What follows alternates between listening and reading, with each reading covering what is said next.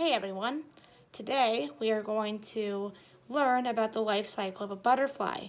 Here we have our friend the butterfly, flapping around, flying with its beautiful orange wings, showing itself off proudly. But the butterfly didn't always start off like this. The butterfly is about the size of my hand, maybe a little bit smaller depending on the type. But they were even way smaller, starting off with the egg. The butterfly egg is so small it's almost impossible for a human eye to see it. They are commonly found on milkweed leaf plants, which are what the caterpillars also eat, and where adult butterflies go to lay eggs. The eggs are a whitish cream color and have little lines that go across the circumference of the egg. And then once it hatches, continuing on the milkweed leaf, is our friend the caterpillar. And boy is he hungry. They will eat and eat and eat any kind of milkweed leaf they can get their little feet on. Because, they don't have hands.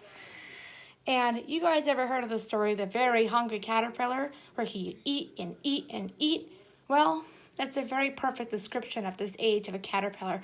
They're always hungry and they never seem to slow down. They'll eat all the milkweed that they can get, which ultimately becomes a great way because they need to store their food for the winter for this phase.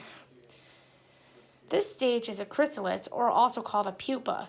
Every kind of caterpillar hibernates in one of these. It's a little bit like hibernating for the winter, however, it's not to the extent of how long winter lasts. You can find these hanging on any kind of milkweed plant, or if you are a student and you bring it to school, you pick a milkweed plant and put it in a jar, and it'll just stay in the jar.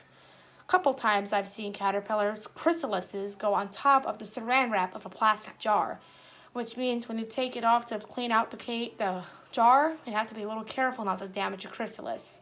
This is a safe spot for caterpillars so they can hibernate and become, after a 5 to 21 day period, a butterfly.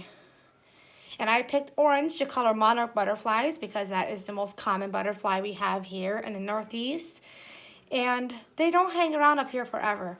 Around this time of year, you'll see them hatch, and it's always fun to bring them into a classroom and see the experience of them growing from caterpillar to cocoon or chrysalis to a butterfly. And it's so fun to let them go. But where do they go? Living here in New York, we always know that winter is coming. So these beautiful creatures flap their wings, they get into a large group of the same kind of butterfly, and just like birds, they fly away or migrate. And where they go is Mexico, which is our neighbor just to the south. Mexico is a much warmer place where butterflies can go during the winter and not worried about being too cold and being buried under all that snow.